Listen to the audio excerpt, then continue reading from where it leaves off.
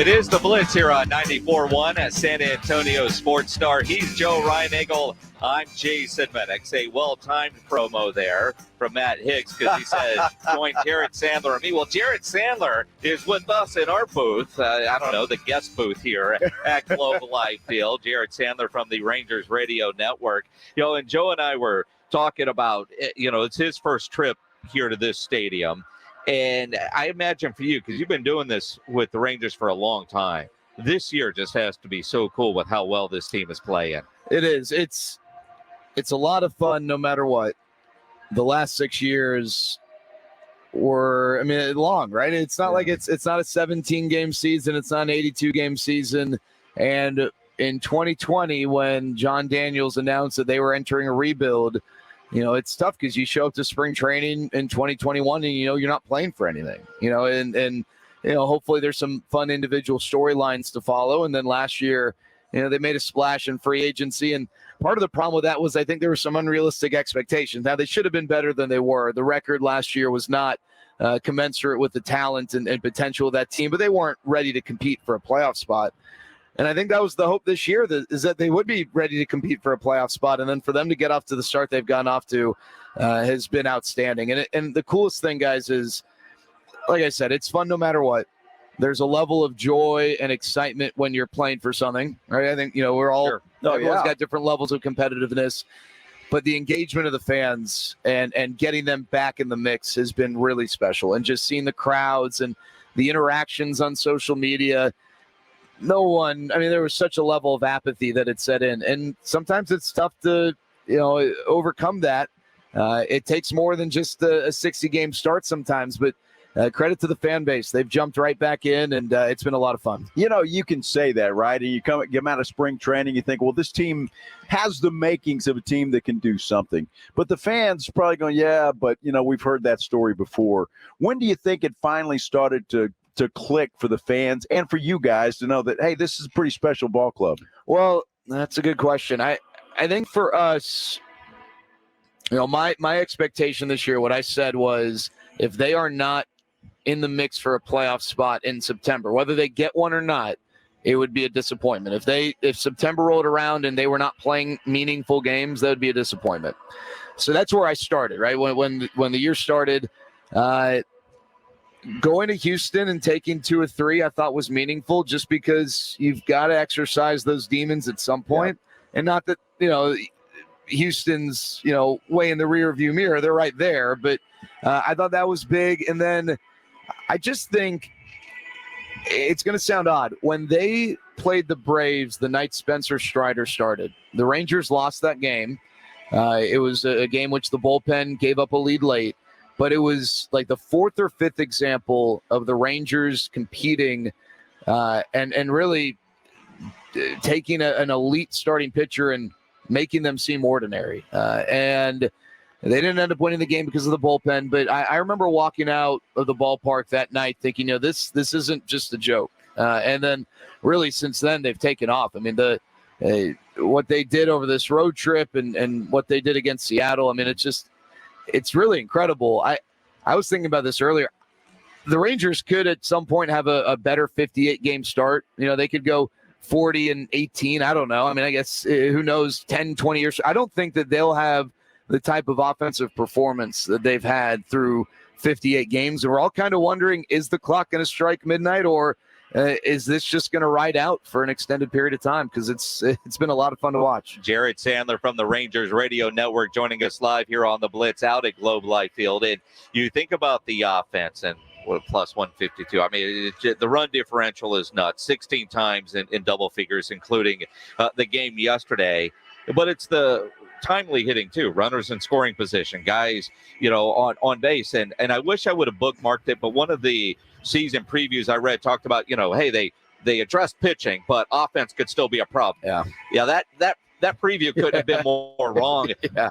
But honestly, for you, eat and drink this day in and day out, are you surprised at where the offense is at? Well, I think anyone who says that they are not surprised at the elite level at which they achieved, they're lying. I don't even know that Chris Young could have expected them. This is historic, right? The pace they're on is historic. So I did think that people were selling the lineup a little short because I thought that the lineup last year didn't get the credit that it deserved. And I almost felt like people were working under the idea that last year's lineup wasn't very good. I mean, they were probably about the 5th best lineup in the American League.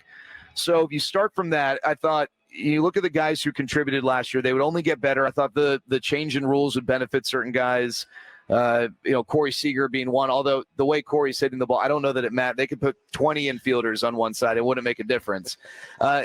So I thought this lineup was better than what people are giving them credit for. But no, I did not think that this lineup would be this good. And the guy, to me, like I've been really big on Ezekiel Duran since the Rangers acquired him, and I kind of dove in. The guy that has surprised me the most is Josh Young. Not that I didn't think he would at some point achieve at a high level. I didn't, gosh, he should be an all. Unless something changes, he should be an all-star this year. They forget Rookie of the Year. Got to change his name to San Antonio's Josh. Sorry, Young. I apologize. Yeah. San Antonio's Josh Young. San Antonio Spurs fan, Josh Young. Yeah. But I didn't think it would happen this year. It's so hard to hit at this level. And Josh, what's so interesting is that his minor league experience is limited because of injuries. And that's one thing they're going to have to, pay attention to is not overextending him because he hasn't played, I think, more than 82 or 83 games in a professional season. But I did not expect the level of production from Josh Young. And the fact that Bruce Bochy put him smack dab in the middle of that lineup has, I think, really changed the complexion of things because a lot of the stuff I heard, the questions about the line, did they have the lineup depth? Were they a short lineup or did they have the length to make it tough for pitchers? And I mean, it's been incredible the way 1 through 9 they've all produced, but I think Josh Young being right in the middle has been significant. Well, when you look at a guy like that, and you've been around this game long enough that you see rookies come in and have a hot start and do what they're doing, but then pitching seems to catch up with them a little bit. When you look at Josh Young, and we talked to him, and he's a very confident young man, and he works hard. Do you see that happening? Is that just a natural progression for a young man like that? I think he'll hit a wall at some. I think there'll be a point where, he's going to hit a little bit of a skid, but I have no issue or no concerns with him not being able to punch back. He's confident. He is incredibly well prepared. I think the mental side of it for him is huge. And the thing that has impressed me the most, you mentioned the hitting with runners in scoring position earlier. The other side of it is their 2-strike hitting. That to me is something that, while it's tough to know what each individual hitter's approach is and is that sustainable, the fact that as a group they are not wobbling, just ready to be knocked down to the mat with 2 strikes is huge. I mean, they are the best team in baseball in every single slash category with 2 strikes. And Josh Young is right there at the top. And usually guys at his age are not good at that because they feel like they get backed into a corner. They don't have the experience how to fight out of those spots. But Josh Young with 2 strikes has been revelatory in a way. And that to me, like things like that are what give me confidence that, he's going to face tough pitching and guys are going to adjust him. They're going to figure some things out. But I don't have any concerns that he's not going to be able to figure stuff out right back. Pledge, we're going to go a little bit late. Just telling everybody. I talk a lot, guys. That's Let's Wembanyama talk. Let's talk about Victor Wembanyama. We trade him for Luka? Yeah, no. You wouldn't do that? No. Would you do that trade? No. Can I ask a quick Wembanyama? Sure. The guy seems like he's a phenomenal talent.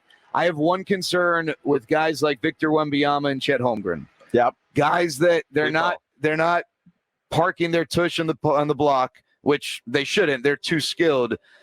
How many guys at their size who run up and down the court with the athleticism that they do stay healthy? And the only guy I can think of is Kevin Durant. And I don't know that I can think of anyone else. That's the only concern. Now, I'm not saying you pass on Wemby. You can't. He could be the next LeBron James. I do wonder how scientifically that works. Okay, well, be careful because, see, I say the same thing, and I'm a get off the lawn guy. Okay. Everybody, maybe I am what I mean? So it's like, I don't know. It doesn't have the weight of a Zion, I think, but also he's almost been bred for this. I mean, the way his family has raised him, and he's never been able to tell. Yeah. That is the biggest concern because you look at guys that tall, feet, back, those kind of issues. Anything. And once it starts, but there's been nothing yet in his career. Granted, he's 19.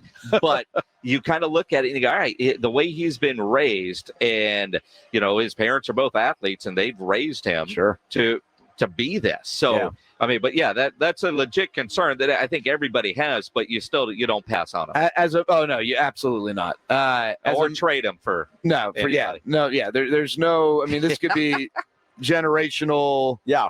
As a Mavs fan, I'm not too pumped that the Spurs have the first pick, but I do hope, as a basketball fan, he can stay healthy, because it seems like he could be incredibly fun to watch. Well, he's so talented. I mean, he can bring the ball up. He can shoot the three. He can drive to the bucket. I mean, he's just so talented in every category. It's amazing to watch. You think he can pitch? I mean, at 7'3", he might. Probably good extension. He might. I mean, and if he could play quarterback or tight end for the Cowboys, kick. I mean, the guy can do it, and he makes one hell of a pizza. It's amazing everything that he can do. Hey, real quick, Jared, at the game yesterday was my first major league game of the year. I did not notice the pitch clock. I did not know that. Like all the new rules that we all talked about, that we all thought, I came to the game. I was looking for it, but I didn't really notice it. This deep into the season, are you still noticing it? Still talking about it? Is it? No, it's baseball, right? Like you just, I think that was one of the concerns, is aesthetically how would they? But no, I mean, you're just watching a game.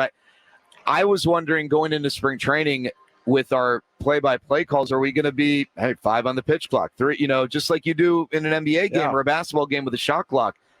I mean, maybe once, twice, maybe 3 times all year I've mentioned the pitch clock, and when it goes off, and we have, I don't know the last time we had a violation in a game, but when it goes off, you just pitch clock violation. But it's maybe in the 9th inning of a close game will kind of be locked in, but no, I don't notice it at all. It's just, to me, it's baseball. Because I know in the spring training games that we were watching, it was such a focus on the broadcast, on especially the ones televised on ESPN, but even, and now I don't hear anything about it. It was almost like, was there a memo sent, hey, quit talking about the rules, or is it just naturally just turned back into baseball? I think, what people, forget, when they were critical and saying this is not baseball, putting a clock. Well, I understand that baseball's never had a clock, but 3.5-hour games also was not baseball. Right. And like all these people, and guys, I'm 33.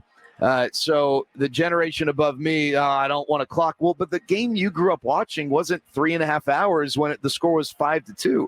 And so I think the one reason why we don't really notice it is that the pace is what a lot of, even like when I first started watching baseball, not that I was thinking about the pace of play at 5 years old, but this is it. It was a break from baseball the last 10 years. This is what baseball, for pretty much all of its history, has been. And so I think that's one reason why there really isn't a lot of attention paid to it, and why we really don't talk about it a whole lot. I thought we'd be keeping stats on pitch clock violations for guys. It hasn't even occurred to me once, like, I wish I knew how many violations this guy had. I'm more curious how many wild pitches a guy has, which is, a pretty infrequent occurrence as well. So I think it's been executed incredibly well, and having games that are 2:15, 2:25. We had a 3-hour game on Saturday, and it felt long. It was 3 hours and like a minute. That was like a normal run-of-the-mill 3-1 game last year. It's a game changer. It's great. You can see those bases from outer space, though.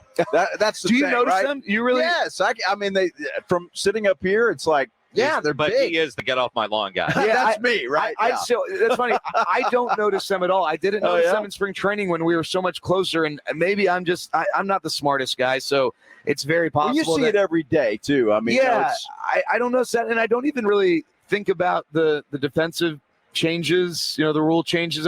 Those are the ones that, to me, though, the disengagement rule and the shift are the ones that I think have had the biggest impact on the actual outcomes of, balls put in play in each pitch. I think pitchers, for the most part, and they're going to be guys like Max Scherzer who are going to complain and whatnot.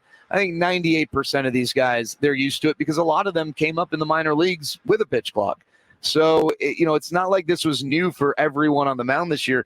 It was really only new for guys like Adam Wainwright, who's starting tonight, who, he wasn't in the minors when the pitch clock started. Guys like that, the older veterans. Jared Sandler from the Rangers Radio Network. Appreciate you taking some time with us because I know baseball is all about routine, and we kind of screwed up. No, guys, thanks so much for being here, and it's great. I hope the fans in San Antonio and the surrounding area are enjoying this year. We're having a blast. I'll tell you, the next 3 days, not a lot of fun. I have a tough time when the Cardinals are in town.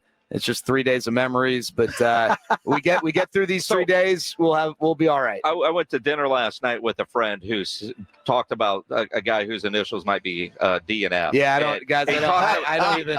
He refers to him about the same way in San Antonio we refer to that Kawhi. We can't even say his name. Oh, wow, yeah. But at least that guy helped bring you a championship. The other guy didn't do anything for me in my sports fandom other than give me nightmares and make me from That's why I still like that stadium across the street. Shut It's up. got Yeah, great memories. That's my cue. Jared Thanks so Sandler much. from the Rangers Radio Network. Appreciate you, man. Thank you, guys. It's the Blitz here on 94.1 San Antonio Sports Star.